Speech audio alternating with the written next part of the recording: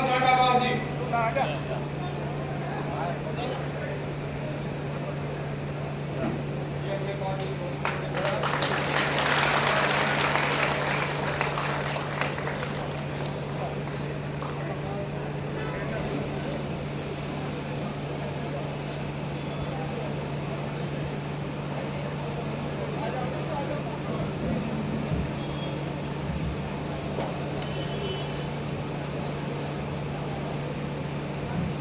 आदर और सम्मान के योग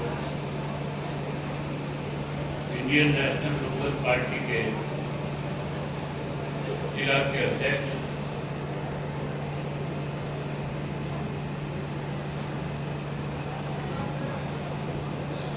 भाई विजय पंचगामा जी, बहुजन समाज पार्टी के जिला के अध्यक्ष श्री ओम प्रकाश जी, पूर्व मेरे विधायक जिला भिवाड़ी के इंडियन नेशनल लोकदल पार्टी के अध्यक्ष श्री ओम प्रकाश गोड़ा जी, पूर्व विधायक रणजीत मंदोड़ा जी, आज के इस कार्यक्रम के संयोजक भाई सुभाष नाटावास जी, उनकी धर्मपत्नी जिला पार्षद श्रीमती शर्मिला देवी जी, इंडियन नेशनल लोकदल पार्टी के लीगल सेल के अध्यक्ष भाई जसवीर सिंह ढिल्लों जी, बहुजन समाज पार्टी के वरिष्ठ नेता कृष्ण जमालपुर जी, सुनील लांबा जी, मंच पे मेरे साथ बैठे हुए बहुजन समाज पार्टी और इंडियन नेशनल लोकदल पार्टी के दोनों पार्टियों के प्रत्येक जिला और हल्का स्तर के सभी नेतागण, आज के इस सुभाष नाटावास जी की ज्वाइनिंग के लिए आए हुए आदरणीय बुजुर्गों, नौजवान साथियों, सम्मान के योग्य माताओं, बहनों, पत्रकार सहायकार दोस्तों, मेरे से पहले जो साथी बोलने वाले थे उन्होंने आपके बीच में आज के हालात पर चर्चा की। पिछले 10 साल से बीजेपी की सरकार बनने के बाद हमारे सामने किस तरह की परिस्थितियां रही, किन किन समस्याओं से हमें जूझना पड़ा।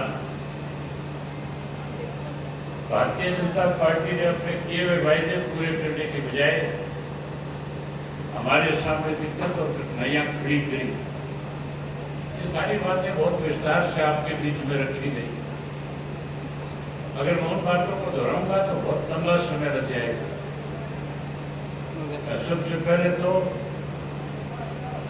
चुनाव आयोग का इस बात के लिए आभार व्यक्त करता हूं। इस भारतीय जनता पार्टी की सरकार से 1 महीने पहले आप लोगों को रात की सांस दिलाने का काम किया, छुटकारा दिलाने का काम किया। कल चुनाव की घोषणा हुई। चुनाव की घोषणा के बाद जब मेरे से पत्रकारों ने पूछा कि आप इस पे क्या प्रतिक्रिया है, मैंने इलेक्शन कमीशन का आभार व्यक्त किया और कहा कि हरियाणा के लोगों को पूरे 10 वर्ष ये सरकार उनके बैठे लोग लूटने का काम कर रहे थे।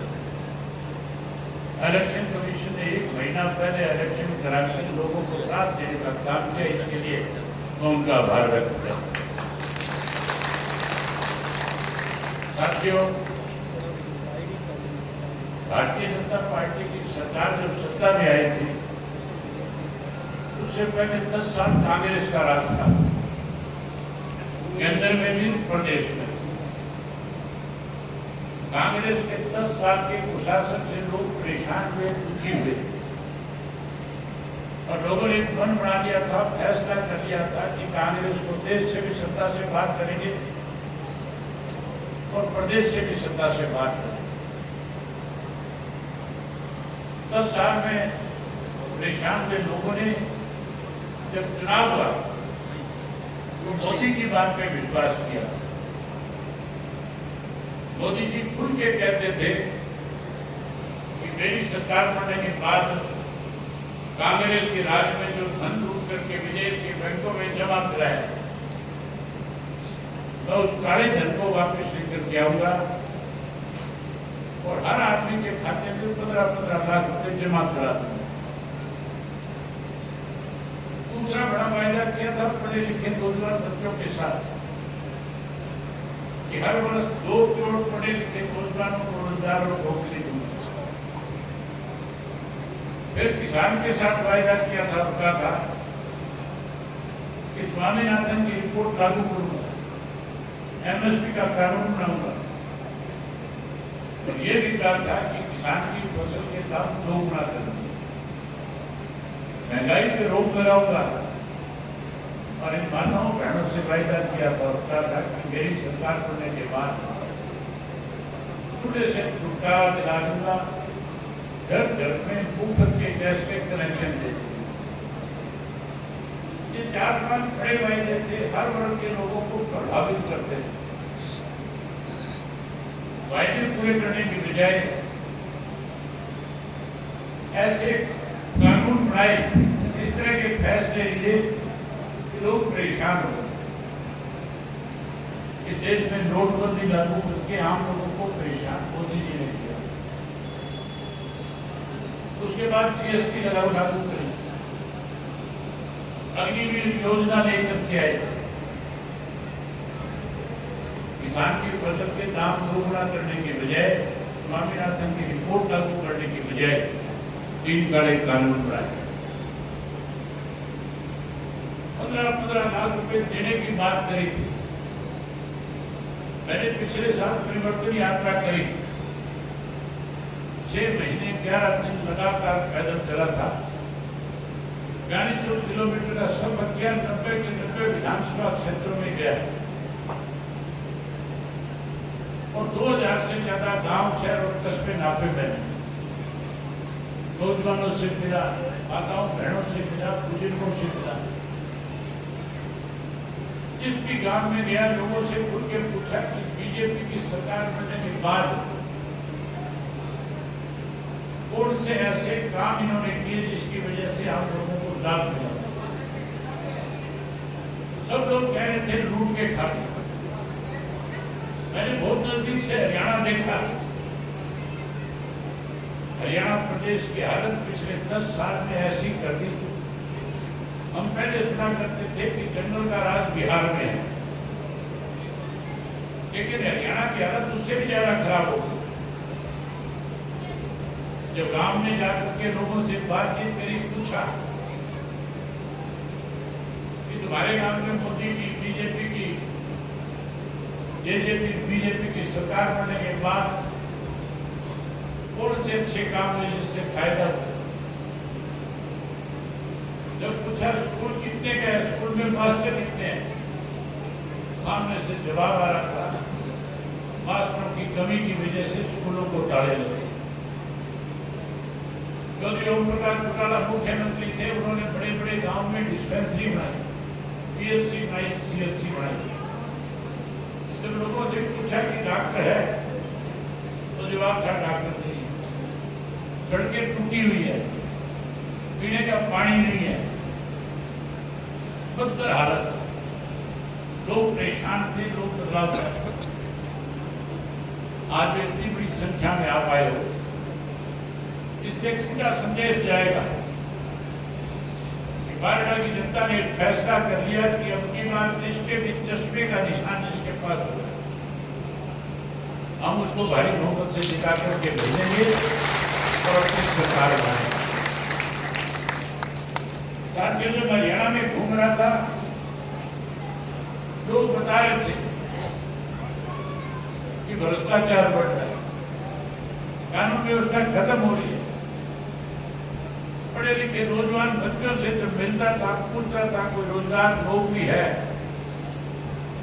तो गांव के लोग खुल के कह रहे थे, बच्चे खुल के कह रहे थे तो विदेश जाना चाहते हैं, जमीन बेच करके बच्चे विदेश जाते। जहाँ भ्रष्टाचार बढ़ गया, कानून व्यवस्था खत्म होगी, बेरोजगारी बढ़ गई, वहीं नशा बढ़ गया, अपराध बढ़ गया,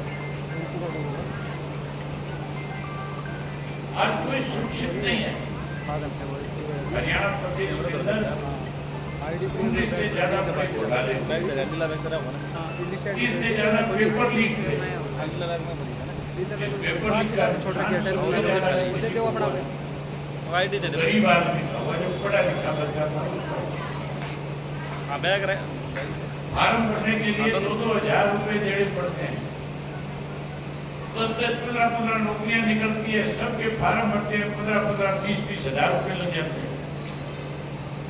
और पेपर देने जब जाता है 5-4 हजार रुपया फिर खर्च होता है। और जब पेपर देने के लिए सेंटर में जाता है तो सामने से स्टाफ के लोग कहते हैं आज तो पेपर लीक हो गया, पेपर होगा नहीं, जाओ वापस, मजबूर होकर के घर वापस आना पड़ता। अनेक घोटाले हुए, अगर सबका जिक्र करूंगा तो भी टाइम लगेगा। शराब घोटाला हुआ, धान घोटाला हुआ, सरसों का घोटाला हुआ, रजिस्ट्री घोटाला हुआ, खनन माफिया खड़े कर दिए, अनेक तरह की लूट मची, सरकारी दवाइयों की खरीद के अंदर भी घोटाले करने का काम किया। आज पूरे प्रदेश के लोग जो है भारतीय जनता पार्टी की सरकार को सत्ता से पार देखना चाहते हैं। साथियों, जहां 10 साल के कांग्रेस के कुशासन से दुखी होकर के बीजेपी को बनाया था, अब लोगों का एक फैसला है कि आने वाले समय में जहां भाजपा को सत्ता से पार करेंगे, वहीं कांग्रेस पार्टी को भी सत्ता से दूर रखें। कांग्रेस की हालत ऐसी है कि आज भी कांग्रेसियों की दाढ़ जो है तुर्कियों में बढ़ती है। मैं पीछे 11 तारीख को बढ़ रहा किसी अनाज मंडी में संयुक्त बैठक के लिए आया था। जब मंडी में आ रहा था तो जितने रास्ते में बोर्ड लगे हुए उन पे अलग अलग कांग्रेसियों के फोटो लगे हुए थे जो टिकटॉक थी। मैंने आकर के पंचकर्मा जी से पूछा कि आपके बाडरा में कितने लोग कांग्रेस की टिकट के दावेदार हैं? ये कहने लगे 50 से ज्यादा है। मैंने कहा टिकट एक को मिलेगी, 49 क्या करेंगे? तो पंचकर्मा जी कहने लगे 49 अपनी मदद करेंगे, 49 को जो एक टिकट दे जाएगा उसका विरोध करेंगे। भूपेंद्र सिंह हुड्डा ने और उसके बेटे ने, जिसके पास भी कोई 10 रुपए कमाई के थे, पिछले 2 वर्ष में हर आदमी को खाली करने का काम किया।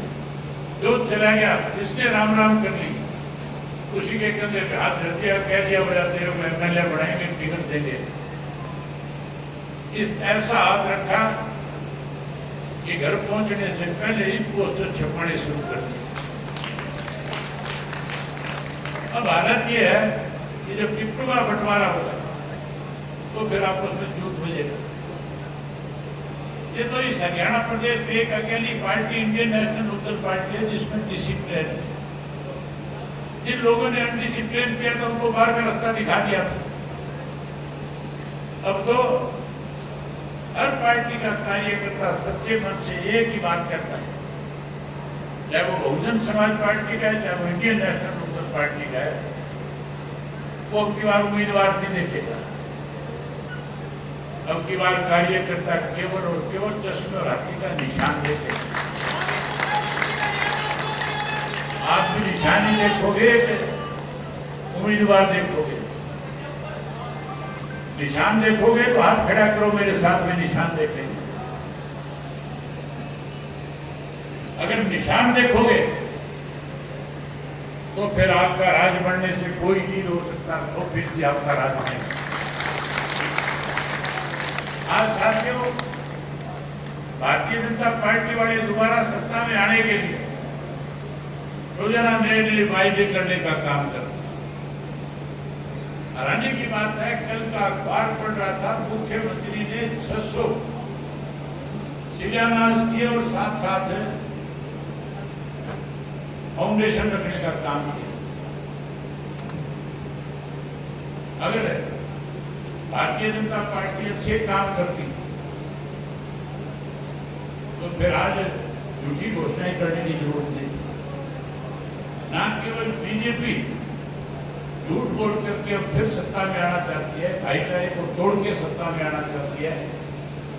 आज कांग्रेस पार्टी के लोग भी तरह तरह के वायदे करते हैं।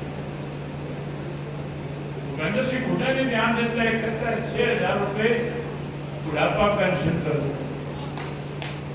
हुड्डा ये भी कहता है 2 लाख बच्चों को सरकारी नौकरी लगा दो। हुड्डा अनेक इस किस्म के वायदे करता है। उससे पूछो, इन कांग्रेस वालों से पूछना,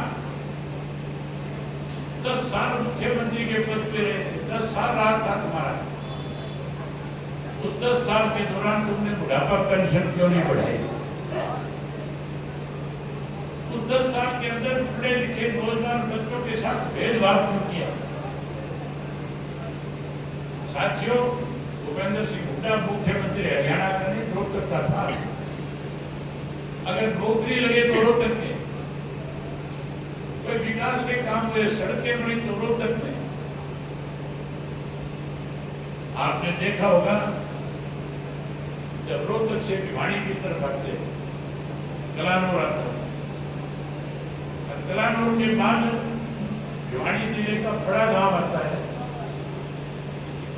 उस गांव से पहले रोहतक जिला खत्म होता है, वहां तो 4 लेन थी और भिवानी में घुसते ही सिंगल सड़क हो गई थी, टूटी हुई थी। ये भेदभाव था, ये छोटी सोच थी। आज फिर कहीं लोगों के साथ झूठे वायदे करके सत्ता हासिल करना चाहता है। अगर किसी ने वायदे पूरे किए, किसी ने गारंटी दी, गारंटी को पूरा करने का काम किया, तो उस शख्स का नाम चौधरी देवीलाल था। आप याद करो, सन 1987 के अंदर जींद में समस्त हरियाणा सम्मेलन था और उस समस्त हरियाणा सम्मेलन में चौधरी देवीलाल ने वायदा किया था लोगों से, और कहा था कि बूढ़ों मर मत जाना, मेरी सरकार बनाओ। सरकार बनने के बाद हर 60 वर्ष के बुजुर्ग को 100 रुपये पेंशन देने का काम करो।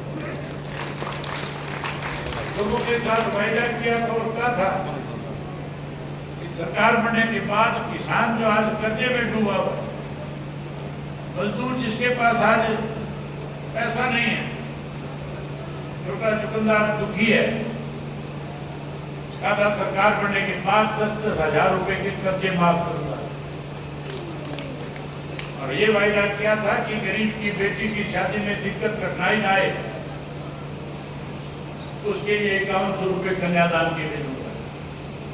चौधरी बंसीलाल मुख्यमंत्री थे। चौधरी बंसीलाल कहते थे सरकारी खजाने से पैसा दिया नहीं जा सकता। चौधरी देवीलाल ने कहा कि विधानसभा में कानून बनाऊंगा, सरकार बनने के बाद अपने प्रिंसिपल सेक्रेटरी से कहूंगा लिख करके लेकर के आओ, 60 वर्ष के बुजुर्ग की 100 रुपया पेंशन, किसान का, मजदूर का, गरीब आदमी का, छोटे दुकानदार का 10,000 का कर्जा माफ, और नीचे लिखो 5100 रुपये गरीब की बेटी की शादी के कन्यादान। और प्रिंसिपल सेक्रेटरी लिख करके जाएगा, कैबिनेट की बैठक होगी, उसमें पास करूंगा, नीचे दस्तखत कर दूंगा, देवीलाल उसी दिन कानून बन जाएगा। ये तीनों वायदे पूरे किए थे, नहीं किए थे? जो वायदे किए वो पूरे किए। चौधरी ओम प्रकाश चौटाला ने भी 2000 से 2005 में अनेक सुविधाएं हरियाणा प्रदेश के लोगों को देने का काम किया। इन सरकारी दफ्तरों के चक्कर काटने पड़ते थे। सरकार आपके द्वार कार्यक्रम के तहत सारी सरकार को आपके दरवाजे पे जाकर के खड़ा करने का काम किया। आज हालात बहुत खराब है प्रदेश के। मेरे से पहले कुछ साथी जिक्र कर रहे थे, बता रहे थे कि हमारी सरकार बनने के बाद हमने आगे बढ़ करके क्या करना। आप लोगों को मेरी बात पे अगर भरोसा और विश्वास है तो मैं आपसे कुछ बातें करना चाहता हूं। मेरी बातों पे विश्वास करोगे कि नहीं करोगे?